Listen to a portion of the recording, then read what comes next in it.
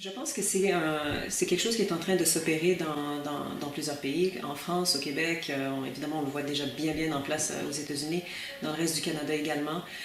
Cette incursion du privé, elle a l'air d'être inaltérable, elle a l'air d'être inévitable, et ça passe toujours par les mêmes mécanismes.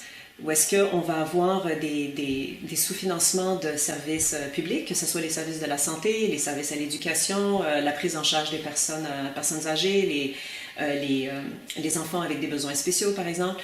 Donc, différents services de ce genre-là. On va assister à un sous-financement qui va aller en s'accentuant, qui va limiter les programmes ou les innovations dans ces services-là.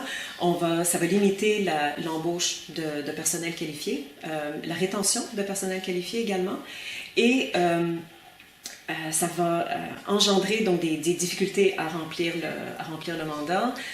Dans certains cas, on va assister à des scandales. On l'a vu beaucoup dans les centres des personnes âgées, par exemple. Donc, on va assister à ce genre de choses. Et puis là, on va commencer à avoir un discours qui s'installe.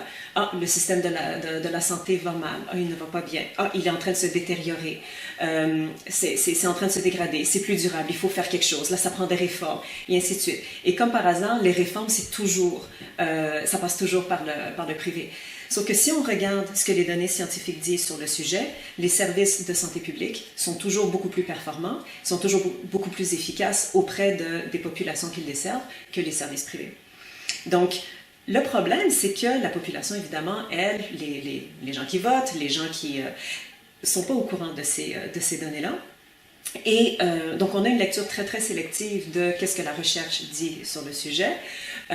Tout ce que la population entend, c'est que tout va mal dans le public, tout va mal, il faut que ça change. Et quand il y a quelqu'un qui arrive qui dit « Oui, mais si on amenait plus de privé, ça réglerait le problème. Regardez comment le privé va bien ici, regardez comment il va bien là. » La population, au fur et à mesure que le temps passe, puis qu'elle entend constamment ce discours-là, très inégal, mais qui ne reflète pas nécessairement la réalité, la population va arriver à un point où est-ce qu'elle va demander d'elle-même la privatisation des services. Elle va commencer à y croire, elle va perdre confiance dans le système public, et après, c'est facile pour des élus de dire « Ah oui, mais les gens ont voté, les gens ont parlé, et nous, on va dans le sens de ce que la population demande. » C'est très facile. Et en fait, c'est un mécanisme qu'on voit, c'est presque systématique. Comment le privé prend de plus en plus de place dans une société, en quelque sorte. Le domaine de la santé ne fait pas exception à ça.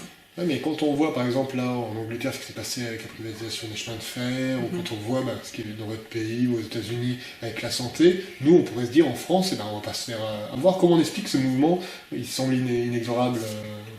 En fait, c'est parce que ce qui est inexorable aussi, c'est le discours selon lequel tout va mal.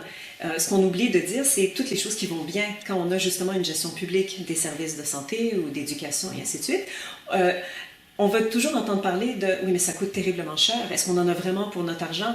Et pour des gens, des contribuables qui payent des impôts, tout ça, ils vont dire « oui, justement, c'est moi qui paye pour ça, puis on paye des impôts qui sont tellement élevés, moi je ne veux plus payer autant d'impôts, la vie devient dure et ainsi de suite, j'en ai vraiment pour mon argent, je ne suis pas sûre. » Et puis là, il y a des gens qui commencent à dire d'autres partis politiques, il va y avoir des lobbies, des groupes d'intérêt qui vont commencer à me convaincre que j'en ai pas pour mon argent, je vais demander que les choses changent.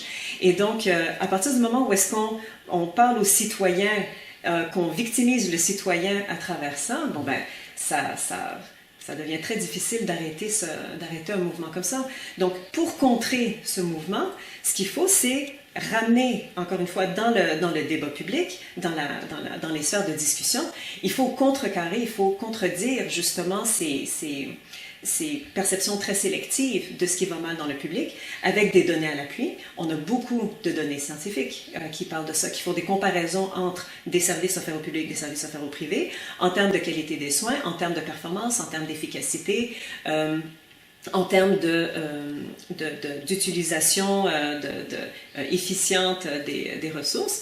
On a beaucoup de données là-dessus. C'est ça qu'il faut ramener pour contrecarrer ce mouvement-là, pour que la population soit bien informée. Si en bout de ligne, les gens veulent encore aller vers le privé, il va falloir qu'ils se trouvent d'autres arguments.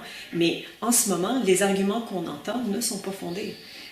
Donc, je ne dis pas que tout est parfait dans le public, mais il y a une sorte de fétichisation du privé, qui, dans les faits, quand on regarde par exemple dans des pays où est-ce que le privé est bien implanté, on regarde ce qui se passe aux États-Unis par exemple, on a tellement de données qui montrent à quel point mais ça marche absolument pas. Et en fait, les coûts sont multipliés.